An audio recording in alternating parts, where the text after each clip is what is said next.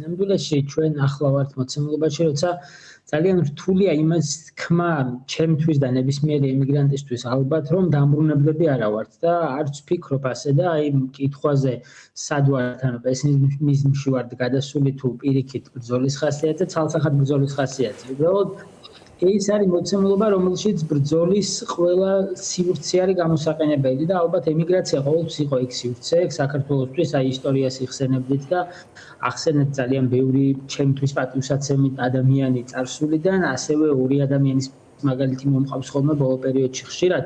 მე დიდი ხანი მომიწია თავდაცვის სამინისტროში მუშაობა და ჩემთვის სამხედროების მაგალითები არის ხოლმე მოკლედ ესეთ თვალსაჩინო და ორი ქართველი გენერალი ყავდა, რომელსაც ვამაყობთ დღემდე და ორივეს ესე იგი ეროვნული გმირი არის თითოეული ჩვენგანისთვის და სახელმწიფოსთვისაც ყვინიდაძე და მაზნიაშვილი, რომელთაგანაც ერთი ემიგრაციაში წავიდა 21-ში, ხოლო მეორე დარჩა საქართველოში და რო გითხრათ, რომ ეხლა ორივეს ბედი, ანუ ორივე საბჭოთა ხელისუფლების პირობებში სამწუხაროდ ვერ იხილა დამოუკიდებელი საქართველო, თუმცა არც ერთს არ შეუწყვეტია ბრძოლა დარწმუნებული ვარ და ორივეს თუ ნახავთ მათ რაღაცა ჩანაწერებს მემუარული ტიპისას და ისტორიკოსების შეფასებას, ნახავთ, რომ ორივე ბრძოლის განწყობაზე იყო. ამიტომ ქართული ემიგრაცია ყოველთვის ბრძოლის განწყობაზე იყო, რა თქმა უნდა, ამაზე ვერ ვისაუბრებ ყველა სახელით, თუმცა აი მე ვთქვათ, ვისთანაც მაგ კომუნიკაცია და ძირითადად ეს არის ჯგუფი ემიგრანტებისა, რომელიც სხვა მიმართულების პლატფორმებში ერთიანდება, ჩვენც მაგალითად რამდენიმე ადამიანს, უბრალოდ რამდენიმე ქვეყანას და ბევრ ადამიანს გვაქვს შექმნილი ესეთი პლატფორმა 2025 დავარქვით პირობითი სახელი ჩვენთვის, რადგან 2025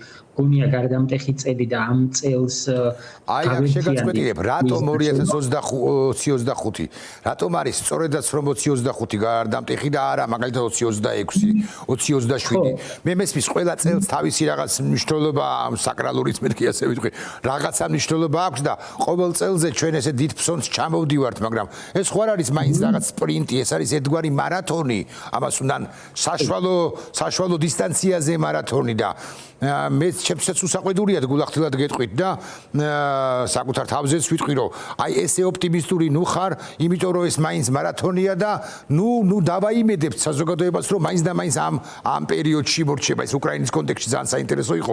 მეც ვარაუდობდი თავის ძოზე, რომ აი 23-ში 22-ში თუ არა 23-ში 23-ში თუ არა 24-ში ეხლა ცოტა თავშეკავებული ვარ ეს ბოლო ხანებია და ვერ ვამბობ. ოპტიმისტი არ ვიყავი. მე 2024-მდე არც ვფიქრობდი დასრულებას, რადგან პროცესი ამას ფიზიკურად ან ჩემი გადმოსახედიდან ესე მიდიოდა ეს ამბები და 24-ში არ დასრულა ეს ომი, თუმცა ახლა თავისუფლად შემიძლია ვთქვა, რომ უახლოეს პერიოდში ძალიან ცოტაა დარჩენილი სინამდვილეში რუსეთის მარცხამდე უკრაინაში და საბოლოოდ რუსეთის მარცხამდე. რატო 2025?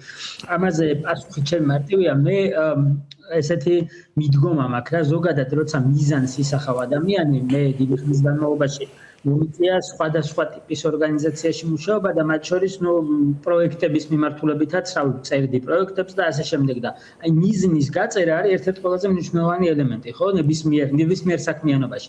როცა მიზანს წერ, პირველი წერ რა გინდა რომ მოხდეს, ხო, ანუ ეგ არის რა გინდა რომ მოხდეს, მაგრამ კლასიკური გაგებით მიზნის დაწერა მერე მოითხოვს კიდევ ორ ძალიან მნიშვნელოვან ელემენტს, რა რესურსებით აპირებ იმას, რაც გინდა რომ მოხდეს და მეორე რა დროში აპირებ ამის მიღწევას. იმიტომ რომ ხანდახან თუ კი დროზე არ დაიწყებ ფიქრს, 70 წელიწადში საბჭოთა კავშირიც დაიშალა. ხო, ანუ მარათონი, რომელიც დაიწყო 21 წელს, 70 წლის მერე დასრულდა, მაგრამ ჩვენთვის შესაძლებლობების ფანჯარა, რომელიც იმ 70 წლის განმავლობაში მსოფლიოში არსებობდა, ძალიან ფაქტიურად გამოუყენებელი დარჩა, ხო? ანუ ძალიან ცოტა ქართველმა შეძლო ამით სარგებლობა და ეს ქართველები საბჭოთა კავშირშივე არ ცხოვრობდნენ იმ პერიოდში. სახელებით და გვარებით ვიცით ეს ადამიანები. ამიტომ 2025 წელი ჩემი გადმოსახედიდან და ჩემს ირგვლივ არსებული ადამიანების გადმოსახედიდან ეს არის პერიოდი, როცა პასუხი კითხვაზე შეგვიძლია თუ არა ჩვენ დავამარცხოთ საქართველოში რუსეთი, უნდა იყოს ესეთი მკაფიო პასუხგაცემული, ანუ ნახეთ შეიძლება დამარცხებული არ იყოს რუსეთი საქართველოში 2025 წელს, მაგრამ პასუხი კითხვაზე და დღეს არიან ჩემს ირგვლივ ადამიანები, არ ვიცი თქვენთან როგორ არის, ვისაც ჯერ არ აქვს პასუხი ამ კითხვაზე და ჯერ კიდე ჩანს აი ესეთი შფოთვა და ეჭვი იმისა შევძლებთ კი გადავწყვეტ. შეიძლება პასუხო მე მიბის გაკითხვისაკენ დინამიკის თვალსაზრისით, როგორ გონია და ძალიან საინტერესო ესეთი აი წყობრად ჩამოყალიბებული წინადადება შეგვიძლია თუ არა დავამარცხოთ რუსეთი საქართველოში. დინამიკის თვალსაზრისით ჩვენ მივდივართ თუ არა რუსეთის დამარცხებისაკენ. იმიტომ რომ სოფლიო მიდის უკრაინის კონტექსტზე თუ ვილაპარაკებთ და ამაზე ოდნავ მოგვიანებით მინდა კითხვა და კითხავ კიდეც, მაგრამ უკრაინის კონტექსტზე, ახლო აღმოსავლეთის კონტექსტზე რა საკურველია მიდის. მაგრამ კაი გარშემო რუსეთის დამარცხება ნიშნავს თუ არა თუ მართებული შეფასება ავტომატურად საქართველოში რუსეთის როგორც ასეთის რუსეთის ფესვგადგმული რუსეთის ინფილტრირებული რუსეთის თავდაცვის უწყება ახსენე სხვა უწყებებშიც აბსოლუტურად დარწმუნებული ვარ ეს უკვე აი როგორც ბელორუსში შეიძლება მთლად ასე არა მაგრამ ამ დინამიკით შეიძლება ახვალზე უკვე ბელარუსში როგორც არის შესული შეღწეული რუსეთი ისე იყოს და რუსეთის დამარცხება გარშემო კი გარდაუვალია მე გეთახმები მაგრამ აქ მერე გვექნება ესე სათითაოდ შკრილნიკოვების გამოდევნის გვარითაც თუ გნებავთ და თუ გნებავთ ქართულ გვარიან შკრილნიკოვებზე ვიტყვი გამოდევნის პროცედურა დასაწყები ცოტა ვრცელი კითხვა გამომივიდა მაგრამ მოსაზრება შეიცაინტერესო. ეს არის მარტივი პროცესი თუმცა მე დარწმუნებული ვარ რომ საბოლოო ჯამში მაქითკენ მივდივართ და ამის რამდენიმე ამბავი მათქმევინებს ამას მარტივად რომ ვთქვათ. ერთი ეს არის ის რაც თქვით გლობალური კონტექსტი რომ რაშიზმი მარცხდება და მეორე რაც უნდა ქართული კონტექსტი მგონია ქართული არა მოდი ესე ვიტყვი რა მე დიდი ხნის განმავლობაში მაქვს ერთი ესეთი თეორია რომელსაც ყველგან ვაჟღერებ ხოლმე რომ ჩემი გადმოსახედიდან ჩვენ ხშირად საუბრობდით აი განსაკუთრებით 2024 წლამდე რომ საქართველოში აქტიურია ანტიდასავლური პროპაგანდა ან ევროკავშირის საწინააღმდეგო ან ანტიევროპული პროპაგანდა ეგეთ ფრაზას ვახსენებდით ხოლმე ხშირად და მე ბოლო პერიოდში ვეწინააღმდეგებოდი ამ ფრაზას და ვამბობდი რომ არ არსებობს არანაირი ანტიდასავლური და ანტიევროპული პროპაგანდა არსებობს ანტიქართული პროპაგანდა რადგან შეუძლებელია საქართველო განიხილოთ ცალკე განყენებულად დასავლური კონტექსტიდან იმიტომ რომ ჩვენი მენტალობა ჩვენი ღირებულებები რომელზეც დგას ქართველი ხალხი რომელმაც შექმნა ქართული სახელმწიფო რომელიც ჩვენ ვიცით ან ქართულ სახელმწიფოში გულისხმობ დემოკრატიული ქართული სახელმწიფო ხო თუმცა მანამდე არსებული ქართული სახელმწიფო ჩემთვის აბსოლუტურად ეგეთი იყო და სულ სამი ღირებულება იყო რომელზეც ჩვენ ვიდექით და ვდგავართ დღესაც პირველი ღირებულება ის იყო ჰუმანიზმი რომელიც ნუ ქრისტიანობამ შემოიტანა ქართულ გაგებაშიც და ევროპულ გაგებაშიც მეორე ღირებულება ეს იყო სამართლიანობის მოთხოვნილება ანუ ხანდახან სამართლის უზენაესობაში ერევათ ხოლმე ეგ ამბავი სამართლის უზენაესობა არ ვიცი ნაცისტურ გერმანიაში რო იყო ეგეთი უნდა და ჩრდილოეთ კორეაში როა სამართლის უზენაესობა შეიძლება ეგეთი ვიღაცას მოსწონს მაგრამ ამ შემთხვევაში მე ვგულისხმობ სამართლის როგორც იდეის უზენაესობა ხო ანუ როცა არავინ არ იჩაგრება უსამართლოდ და ზოგადად დაჩაგრული ადამიანები არ არსებობენ სამართლიანი და ხო ცოტა ისეთია და მესამე მნიშვნელოვანი ამბავი ეს არის მრავალფეროვნება როგორც იდეა და ხშირად ამაში მეწინააღმდეგებიან აბა ქართველებს არ გვიყვარს უცხოელები და ასე შემდეგ და სინამდვილეში ეგრე არ არის რა ეგ არის ზუსტად ეგ არის რუსეთის მიერ თავს მოყვეული ამბავი იმიტომ რომ თუ ქვეყანას რომელშიც ცხოვრობთ გადავხედავთ არ ვიცი აი რამდენი 1000 კილომეტრი მაქსიმუმ ხო ფსოუდან იმამდე რა ქვია წითელ ხიდამდე და ნუ ეგ 1000-იც არ არის მე მგონი ჯამში და ნუ აი ჩრდილოეთიდან სამხრეთამდე კიდე აი 600 კილომეტრი აი მაქსიმუმი რო ავიღოთ ყველაზე ფართო ადგილებში. ამ ქვეყანაში ცხოვრობთ ადამიანები, რომლებმაც, არ ვიცი, გლოვაც კი განსხვავებული ვიცით სხვადასხვა კუთხეებში. კუთხეებში კი არა, სოფლებსაც კი განსხვავებული წესები აქვს გლოვის და დატირების ადამიანების, რაც წესი თვითონ უნივერსალურია მთელი სამყაროსთვის. სამზარეულოზე აღარ მაქვს ლაპარაკი ენის და რაღაცა კილოკავის გათავისებული კილოკავზე კი ბატონო დატირებაზე. ნებისმიერ შემთხვევაში, ნებისმიერ ვითარებაში, აი ეგეთი ხალხი ვართ რა. ავიღოთ რუსეთი, რომელიც ჩვენგან ჩრდილოეთით არის. როგორც კი რუსეთი სუსტდებოდა, ისინი იწყებდნენ დაშლას. რუსი ხალხის, აი რასაც ეგენი ეძახიან, რუს ხალხს ცდილობდნენ რომ გაქცეულიყვნენ სადღაც და ჩვენ რუს ხალხს რომელიც როგორც ერთიანი ორგანიზმი ახლა შორს აგვიყვანს ეს საუბარი, მაგრამ როგორც ერთიანი ორგანიზმი არც არსებობს, ხო? კი არც არსებობს, მაგას ვამბობ რა, ანუ რასაც ეგენი ეძახიან, ეგ ხალხი არ იყო სინამდვილეში ერთიანი ორგანიზმი და ამიტომ იშლებოდნენ და ჩვენ ყოველთვის როცა ამის შესაძლებლობა გქონდა, ერთადერთ რამეს ვაკეთებდით, ვერთიანდებოდით. ანუ ჩვენ ვართ უნიკალური მაგალითი, როცა მინიმუმ ორი ფაქტი გვაქვს ისტორიაში, როცა ორი მეფე დგება და ამბობს, რომ მე აღარ მინდა ცალკე ვმართო ჩემი სამეფო, იმიტომ რომ მე ვარ ნაწილი იმ დიდი ჯგუფისა, რომელიც შეიძლება იყოს უფრო ძლიერი. ამას აკეთებს ხუჯი ვიცით ხო, ამას აკეთებს ბაგრატის მეტახზე აყვანის დროს აკეთებენ, ესე იგი, ისე რა ქვია, აფხაზეთის სამეფო ცალკე სამეფო ჩვენი იდეა იყო განსხვავებულობაში რო სიძლიერია ზუსტად განსხვავებულობაში ერთიანობა კი ბატონო დათო ოდნავ ხო, ანუ ამ იდეით არის დღემდე ქართველი ხალხი მოსული აქამდე. ამიტომ გონია რომ რაშიზმი დამარცხდა, ანუ რაშიზმის როგორც იდეას ვერ გაუგებს ქართველი ხალხი. მე გეთახმებით აბსოლუტურად, მაგრამ აი მე მინდა დაგაბრუნოთ ერთი წუთი ცოტა ხანი. როგორ ჩანს საქართველოს დასავლეთიდან, სადაც ახლა თქვენ ბრიუსელში ხო იმყოფებით, ეს საინტერესო კითხვაა, რასაკვირველია, მაგრამ მეორე კითხვა, როგორც ჩანს, როგორიც არის, აი რას აკეთებთ ემიგრანტები? ყოველთვის ის საზოგადოება, რომელშიც შეტრიალებ. ხო, რომ 25 წელი მოფარგლე ხო შენ ეს, მაგრამ კარგი, მაინც და მაინც თუგება დროით განზომილებებზე ვილაპარაკებთ. ის რაც აქ ხდება ჩვენს ქვეყანაში, სადაც ერთად ვიხარშებოდით მეც და შენ ცოტა ხნის წინ რუსთაველის გამზირზე, ხო? ის გამოსწორდეს, ანუ ის რა უკეთურებასაც ჩადის ეს ხელისუფლება წოდებული ჯგუფი, ხო? ის გამოვასწროთ, თქვენ რას აკეთებთ? ჩვენ გავდივართ რუსთაველზე. ბევრი იტყვის რომ ამაოდ, ой, ხვალაც რუსთაველზე აქცია, ხო, მე მივდივარ რუსთაველის აქციაზე. თქვენ ვერ მოდიხართ, მაგრამ თქვენ რას აკეთებთ? აი ეს მითხარით. აი პლატფორმა 25 ასე მაგალითად მოდის ვიხდი, დიახ.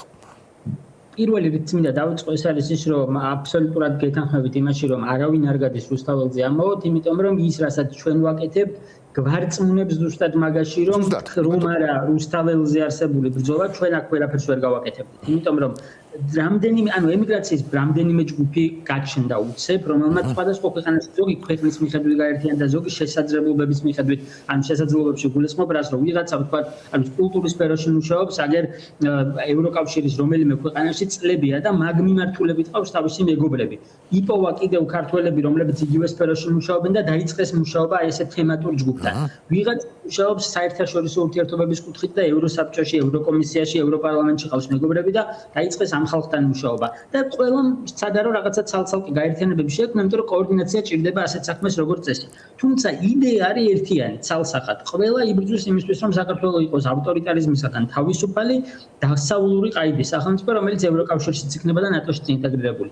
პერსონალურად ჩვენ თქვა პლატფორმა 25 ამ წუთას ძირითადად დაკავებული ვართ პერსონალური სანქციების მოთხოვნის გაგზავნით და ვაკეთებთ პეტიციებს არა მხოლოდ თქვა ბელგიაში, არამედ თითქმის ყველა წევრ ქვეყანაში ევროკავშირისა დავაზუსტოთ დათვარო ამ ხელისუფლებად წოდებული ჯგუფის წარმომადგენლებზე პერსონალური სანქციები რომ ნახეთ ჩვენ ცოტათი სპეციფიური სავირჩიეთ მიმართულება, იმიტომ რომ ვფიქრობთ რომ ასე არის მნიშვნელოვანი ავტორიტარიზმთან ბრძოლა.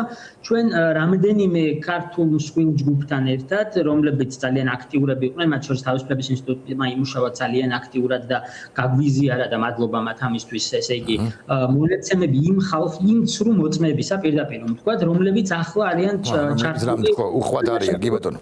კი, აბსოლუტურად უდანაშაულო ადამიანის ჯაზრის პროცესში.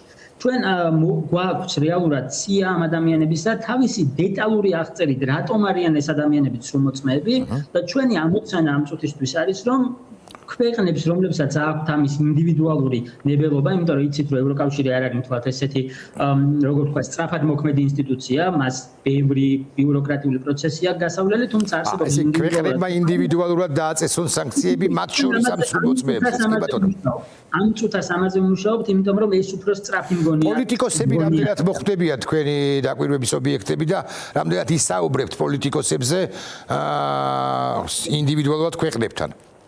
ცალსახად ვმუშაობთ, მაგას ანუ ამას ვამბობ, რეალურად ჩვენ ვსაუბრობთ ინდივიდუალურად კონკრეტულ სახელმწიფოებში, ჩვენი ჯგუფი კონკრეტულად.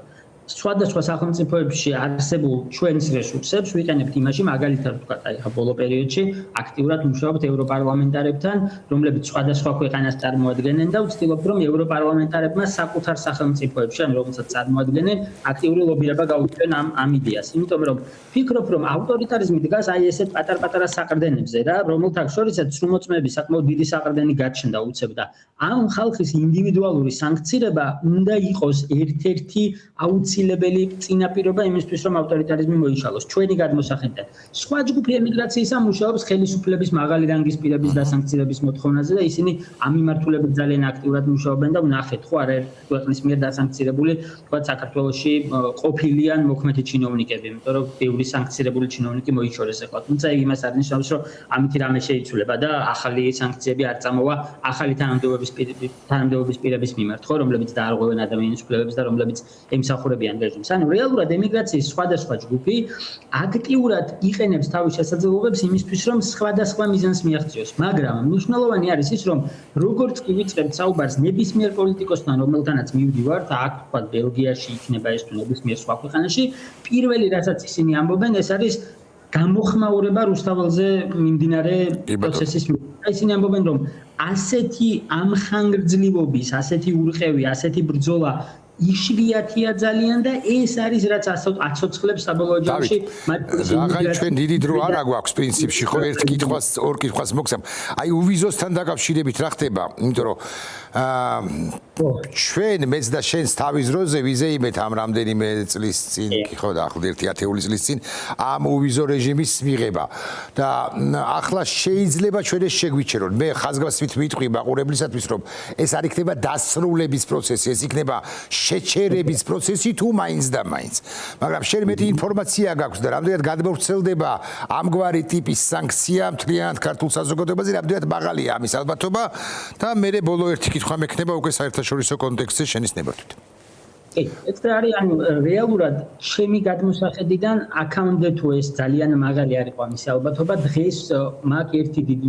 ინდიკატორი რომელიც აგერ ქართულ მოცემამ თავად გააჩინა ქვეყანაში სულ რამდენიმე დღის წინ ამ წულუკიანის რაღაცა კომისიას რომელიც ესე იგი ხალხს აკავებს ხალხის დაკავების და დასჯის კომისია გახდა საბოლოო ჯამში და მეტი არაფერი ხო რაღაცა პოლიტიკური მოტივით მაგ კომისიამ გააჟღერა ამბავი იმის შესახებ რომ თურმე ოპოზიციური ძალები იბრძვიან ან სავიზო ლიბერალიზაციის შეჩერებისთვის. რაც ჩემთვის ინდიკატორია რომ მთავრობას აქვს პირდაპირ სიგნალი რომ ეს ასე მოხდება. ჩვენ ეს სიგნალი გაცილებით უფრო ადრე გქონდა და დაახლოებითი ვადაზეც იყო საუბარი და საუბარი იყო იმაზე რომ საშემოდგომოდ შეიძლება ეს ამბავი მოხდეს შეჩერებაზეა ცალსახად საუბარი და არა გაუქმების პროცესზე. შეჩერება ხო რადგან გაუქმებას მე რაც მოყვება ეს ნიშნავს იმას რომ ის პროცესი რომელიც გავიარეთ და რომლითაც მივიღეთ საბოლოო ჯამში უვიზო მიმოწერა ევროკავშირის ქვეყნებთან თავიდან გვექნება გასავლელი რაც ნუ აი კატასტროფულად ძნელი პროცესია და ძალიან გაართულებს მოცემულობას. შეჩერებაზე საუბარი ნამდვილად არის, ვიღაცები მათ შორის სამთავრობო პროპაგანდა არ წმუნებს თავის ამომრჩეველს დღემდე რომ ამას ჭირდება ევროკავშირის ყველა ქვეყნის შეთანხმება რაც სრული ტყუილია და განსაკუთრებით მას მერე რაც ევროკომისია და ევროპარლამენტი შეთანხმდა შეჩერების მექანიზმის გამარტივებაზე, რეალურად ამას ძალიან მარტივად მოახერხებს ევროკავშირი და ამის ნება არსებობს რაც თავალია, ოღონდ ამ ნებას, ანუ ეს არ არის დასჯის ინსტრუმენტი, კიდევ ერთხელ ეგ უნდა გავაგებინოთ ჩვენს მოქალაქეებს. ამას არ იყენებს ევროკავშირი როგორც დასჯის ინსტრუმენტს ქართულ ხალხთან მიმართებაში. ეს არის გაფრთხილება თუ რა შეიძლება დაკარგოს ქართულმა ხალხმა, თუ კი ისინი შეეგუებიან ივანიშვილის რეჟიმს საქართველოს. ოღონდ არ ვეგუებით მეორე მხრივ, ხო? რატო? ესეც მნიშვნელოვანია. ცალსახად ეგრეა. ოღონდ აქ მნიშვნელოვანი არის იმ ადამიანების გააქტიურებაც, რომლებიც ამ წუთას არ არიან აქტიურები სამწუხაროდ. ხა ჩვენ გვახსოვს რა ხდებოდა ნოემბერში, გვახსოვს რა ხდებოდა დეკემბერში და ხედავ რა ხდება დღეს. ეგ იმას არ ნიშნავს, რომ ის ხალხი, ვინც ნოემბერში და დეკემბერში იყო, დღეს არ არის საპროტესტოდ განწყობილი. თუმცა მნიშვნელოვანია, რომ იმ ხალხის მიღმა კიდევ არსებობდა ხალხი და ეგეც ვიცით. ჩვენ ვინც ფიქრობდა რომ ჯერ კიდევ ყველაფერი წინ არის, ჯერ კიდევ ყველაფერი არ არის დასრულებული. კი კაცო 2028-ში რაღაცას იზამს ჩვენი გენიალური პრემიერ წოდებული კობახიძე ხო, რომელიც ამბობდა რომ აი 2028-დან დაიწყებს რაღაცების კეთებას, რომ 30-ში ქვეყანა ევროკავშირის წევრი გახდეს. ვიღაცები ჯერ კიდევ არსებობდნენ ამ ქვეყანაში, ვისაც ჯეროდა რომ პროცესები მთლად ეგრეთ ცუდად არ არის. და აი ვისავიზო ლიბერალიზაციის შეჩერება იქნება ის რამაც კიდევ ერთხელ უნდა დაარწმუნოს ქართველი ხალხი და ვინც არ არის დაარწმუნებული ისინიც მათ შორის რომ ეს ნამდვილად დაგვაკარგინებს ევროატლანტიკური ინტეგრაციის დათო ბოლო ორი კითხვა შერის ნებართვით ძალიან დიდი მადლობა ამ პასუხისთვის ბოლო ორი კითხვა რადგან ჩვენ მაინც ვჩქარობთ ხო და ასეთი კითხვა პირველი აი მაინც თქვენ გეოპოლიტიკურ საკითხებზეც მუშაობთ და კი ვისაუბრეთ რაღაც საქართველოში არსებულ პრობლემაზე ემიგრაციის როლზე რას აკეთებს უშუალოდ თქვენი ჯგუფი მაგრამ აი მითხარი ორი სიტყვა თემაზე პრინციპში ვისაუბრეთ ჩვენ ამაზეც მაგრამ მაინც რამდენად სუსტდება განსაკუთრებით მის საზღვრებისკენ ახლო აღმოსავლეთის გათვალისწინებით რუსეთი, იმიტომ რომ 12 დღე რომელსაც ხდებოდა ისრაელსა და ირანს შორის დრაში ჩაერთო შეერთებული შტატები, პრინციპში გვიდასტურებს ერთ ამბავს, რომ რუსეთმა დაკარგა, ნახეთ, რუსეთი რომელიც ამბობდა, რომ ნატოს გაფართოებას მე არ დაუშვებ. 2023 წელს 22 წლიდან მანამდე ცხადია ხო 1300-1400 კილომეტრიანი საზღვარი მიიღო ფინეთის სახით. ეხლა მან დაკარგა სირია, ბაშარ ალ-ასადი სადღაც 60-იან მინაში ცხოვრობს, მუტრიდებს ცხადია მოსკოვში და იქ ისის სახლიდან ვერ გამოდის და აგე დაკარგა პრაქტიკულად დაკარგა შეიძლება რაც ვთქვი, დასუსტდა გვარიანად ირანი. მითხარით ამასთან დაკავშირებით თქვენი აზრი და კიდევ ერთი კითხვა მექნება თუ მოვახერხეთ, აი ალიანი გვეჩქარება. არა, ეს საერთოდ შემიძლია ვთქვა რომ რუსეთმა დაკარგა ირანი და თუ ჯერ ბოლომდე არა დაკარგავს აუცილებლად ამის ესე იგი ესენი არსებობს, რა ქვია, ინდიკატორები და მათ შორის ერთ-ერთი პირველი ინდიკატორი ირანის თავდაცვის მინისტრის პირველი ვიზიტია ომის შემდეგ ჩინეთში, იმიტომ რომ ინერმა აღმოაჩინა რომ რუსული საჰაერო თავდაცვის სისტემები თურმე არ მუშაობს და შესაბამისად დაიწყო საუბარი ჩინეთთან, მათ შორის ჩინეთთან იმიტომ დაიწყო საუბარი როგორც არსებობს ინფორმაცია ჩინეთი ერთადერთი სახელმწიფო რომელმაც ომის დროს გაბედა და ირანს მიაწოდა რადიოლოკაციური სადგური ორმაგი დანიშნულების ეგრეთ წოდებული ტექნიკა თუმცა მაინც რადიოლოკაციური სადგური რომელიც ირანმა თქვა რომ სამოქალაქო ავიაციისთვის სჭირდებოდა მას მაგრამ ფაქტი იყო რომ ის მერე რაც ყველა რადარი განადგურდა რაღაცის დანახვა მაინც სჭირდებოდა ცაში და ჩინეთმა გაბედა ეგ და რუსეთმა ვერ გაბედა მიუხედავად იმისა რომ რუსეთს გაცილებთ უბრალოდ მარტივად შეუძლია ირანისთვის რაღაცების მიწოდება კასპიის ზღვის გავლით ხო ვიდრე ჩინეთს მაგრამ ნუ აი ეგრე დემონსტრაციულად ეს ჩინეთმა გააკეთა და ვერ გააკეთა თქვათ რუსეთმა ამიტომ ირანისთვის ბევრი რამ შეიცვლება ცალსახად რუსეთისთვის რა ჩინური ფაქტორი არ არის მარტივი ფაქტორი ხო რუსეთი და ჩინეთი როგორც წესი არ არიან ესეთი სიტუაციური მოკავშირეები არიან ისინი და არა რაღაცა რა თქმა უნდა. ამიტომ სამხრეთ მიმართულებით რუსეთი სუსტდება და ეს ასე გაგრძელდება. რუსეთი სუსტდება ასევე დასავლეთის მიმართულებით და ეგ ფაქტია, იმიტომ რომ დასავლეთის მიმართულებიდან არსებულმა სანქციებმა აგერ ნახეთ რომ ესე იგი პეტერბურგის ეკონომიკურ ფორუმზე უკვე რუსი მინისტრებიც აღარ უარყოფენ იმას რომ რუსული ეკონომიკა ძალიან სინამდვილეში და რუსეთს ერთადერთი მხარე სადაც არა აქვს ამ წუთას რაღაცა პრობლემები მისი ვითომ სოფლიოს გადმოსახედიდან თუ რაღაც არ ვიცი. ქართველი რუსეთუმების გადმოსახედიდან ეს არის ჩინეთი, თუმცა რეალობა ეგეთი არ არის რა. თუმცა იქ უფრო სერიოზული პრობლემები უკვე აქვს მეთქი. გავფედავ და ვიტყვი. ამიტომ სინამდვილეში რუსეთის დასუსტება გარდაუვალებით. აი ეს გეოპოლიტიკური ბროტების ცენტრები, ღერძები, ამ შემთხვევაში თეირანი, სხვა შემთხვევაში მოსკოვი, ხო? ნელ-ნელა მე მგონი რომ ირღვევა და ასეც არის მე გეთახმები.